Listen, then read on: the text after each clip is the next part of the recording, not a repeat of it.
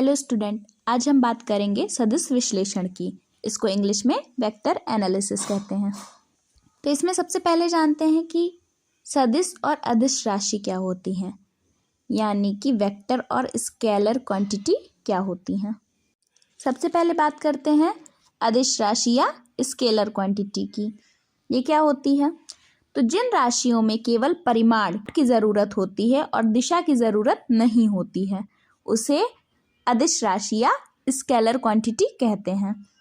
जैसे कि द्रव्यमान, आयतन, समय, कार्य, ताप, आवेश और भी कई राशियां हैं। इन राशियों को एक संख्या और एक मात्रक के द्वारा ही हम पूरी तरह बता सकते हैं। जैसे किसी व्यक्ति का द्रव्यमान 63 किलोग्राम है, कॉलेज से स्टेशन की दूरी 5 किलोमीटर है, पिक्चर शुरू होने में अभी 10 मिनट बाकी हैं। तो इन सब वाक्यों में हमने अपनी पूरी बात कह दी। इसमें हमें दिशा बताने की ज़रूरत नहीं पड़ी। स्केलर क्वांटिटीज जो होती हैं उसको जोड़ना, घटाना, गुणा, भाग नॉर्मल मैथमेटिक्स से कर सकते हैं। अब सदिश राशि क्या होती है? सदिश राशि या वेक्टर राशियाँ, ठीक है, दोनों एक ही चीज़ है। तो कुछ राशियाँ ऐसी होती हैं जिसमें दिशा और परिमाण दोनों की आवश्यकता होती है। जैसे कि विस्थापन हो गया, वेग हो गया, त्वरण हो गया, बल हो गया, संवेग हो गया।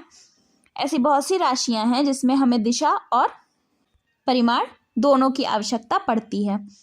जैसे कोई अनजान व्यक्ति है, उससे कह दिया जाए कि हमारे घर से स्कूल आधा किलोमीटर दूर है, तो वो शायद रास्ता भटक जाए, वो अपने स्थान पर ना पहुंच पाए। वहीं उसको अगर ये बताएंगे कि हमारे घर से आधा किलोमीटर उत्तर की ओर चले तो विद्यालय पड़ेगा, तो वो आसानी से अपने स्थान पर पहुंच जाएगा। तो इसके लिए हमें क्या दिशा की आवश्यकता पड़ी। इसी तरह से अगर कहा जाए कि रेलगाड़ी 80 किलोमीटर की स्पीड से चल रही है, तो यहाँ पे 80 किलोमीटर सिर्फ हमने चाल की बात कर दी, तो चाल हमारी क्या हो गई? अदिश राशि। लेकिन अगर हम ये कहें कि रेलगाड़ी 80 किलोमीटर की स्पीड से उत्तर की ओर जा रही है, तो हमारी ये किस चीज़ की हम बात कर रहे हैं यहाँ पे? वेग की। तो वेग हमारी क्या हो गई? सदिश राशि हो गई। और वेक्टर क्वांटिटीज़ को हम बोल्ड लेटर यानी ब्लैक मोटे अक्षरों में लिखते हैं, या फिर इसके ऊपर हम एरो लगा देते हैं। एरो का जो स्टार्टिंग पॉइंट होता है उसको ओरिजिन बोलते हैं, और जो लास्ट में होता है उसको हेड बोलते हैं या शीर्ष बोलते हैं। जैसे वेग एक सदिश राशि है, अगर हम इसको व्यक्त करना चाहें तो वी वेक्टर लगाएंगे ऊपर। तो ये जो वेक्टर ऊपर एरो का साइन जो है, ये हमारा क्या है? वेक्टर को रिप्रेजेंट कर रहा है। अब पोजीशन वेक्टर क्या होता है और डिस्प्लेसमेंट वेक्टर क्या होता है? तो सबसे पहले पोजीशन वेक्टर की बात करेंगे। पोजीशन वेक्टर को स्थिति सदिश कहते हैं। मान लीजिए हमने दो कोई पॉइंट ले लिए ओ और पी, तो अगर हम इसकी वेक्टर पोजीशन क्या बताएंगे? पोजीशन वेक्टर को मोस्टली हम लोग वेक्टर आर से रिप्रेजेंट करते हैं। तो vector R equal to vector O P.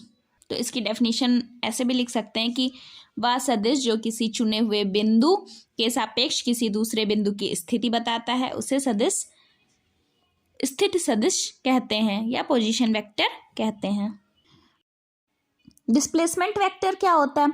अगर कोई वस्तु जो गतिमान है, तो एक टाइम पर उसकी स्थिति पी है और दूसरे टाइम पर उसकी स्थिति क्यू हो जाती है, तो वेक्टर पी क्यू का जो समांतराल होगा वो डेल्टा टी, समांतराल को हम लोग डेल्टा टी से रिप्रेजेंट करेंगे। वो कितना हो जाएगा? T2 माइनस T1 में जितना कण का जो विस्थापन होगा वो व्यक्त करेगा। यही हमारा जो है डिस्प्लेसमेंट वेक्टर होता है।